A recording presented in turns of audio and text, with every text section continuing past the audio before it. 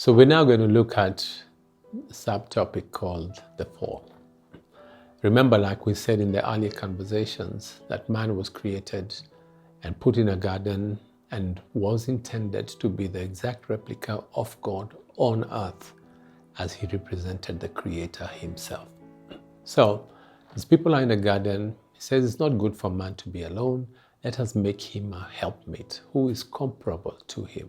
Essence of help comes through the woman, and compatibility and comparability, where she brings equal strength, so that together they may be a unified essence and a strength in the aspects of creation. So let us make man in our own image, put him in a garden, and let them have dominion. And that was the essence of creation. Man was supposed to live with God. The Bible says that God visited man, visited them every single day in the cool of the day. And that is the divine visitation that God has lacked in man, even in this day, that man can be available for the visitation of God. He visited them. They were friends. There was a friendship. There was a representation of God on earth through man and this woman. And then fast forward is a conversation around the fall.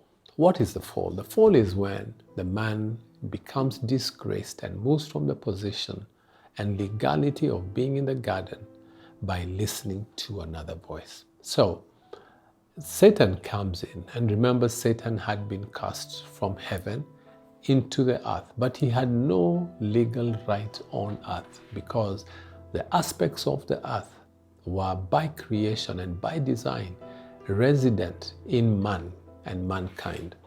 So the devil is at play, but up to this point he has no legality, he has no jurisdiction to operate in this space because there is a man in charge.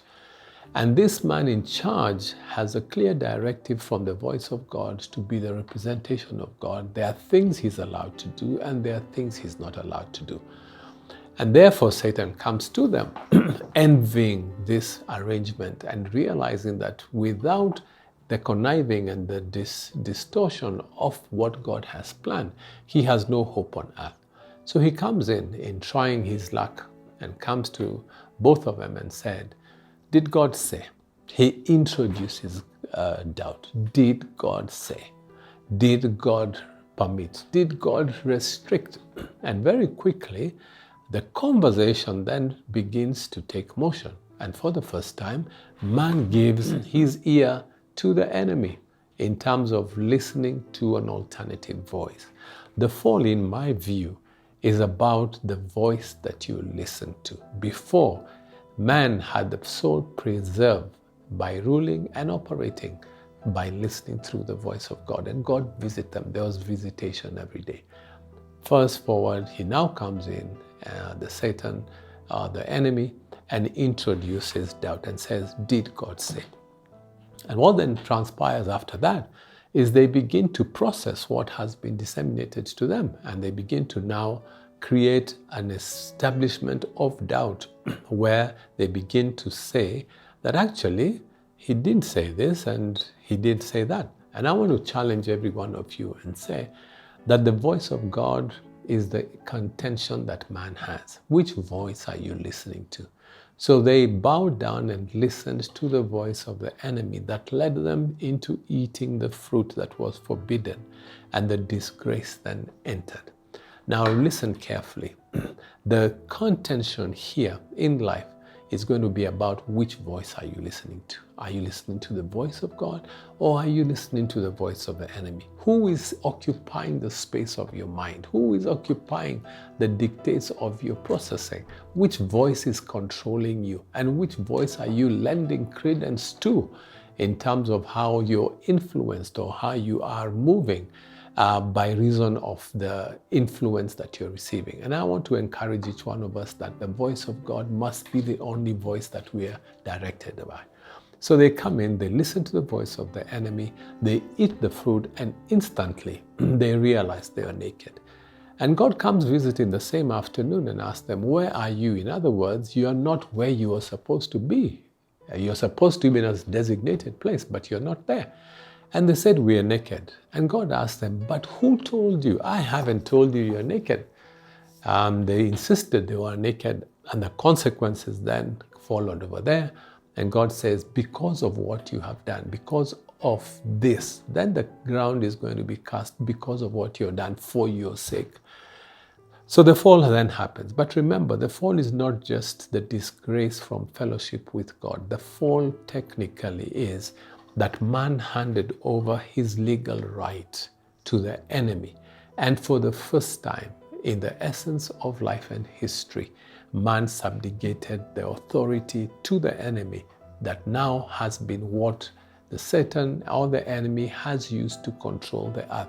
He got legal permission. And what this legality does is that he could wave it to God and say, I am actually in my space as given by man. What we lost was the legal and moral authority to be representations of God on earth. And that then opened the door to the essence of the enemy ruling and influencing the affairs of men, conniving to the essences of defining life other than what God had defined.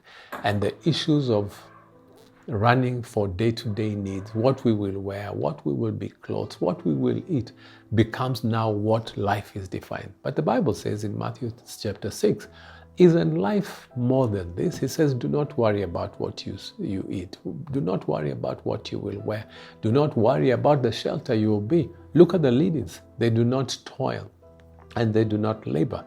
And then Christ asked them, isn't life more than this? In other words, there is more to life than clothing. There is more to life than what you are eating. There is more to life than how you look and how you feel. All these were the consequences of the fall. And we're going to build this as we go. But remember, the fall is where man hands over his legality and his jurisdiction in the essence of being a representation on earth and subjugates it to a lesser being called the devil. And from that day, the enemy gained access and legality to operate on earth given by man.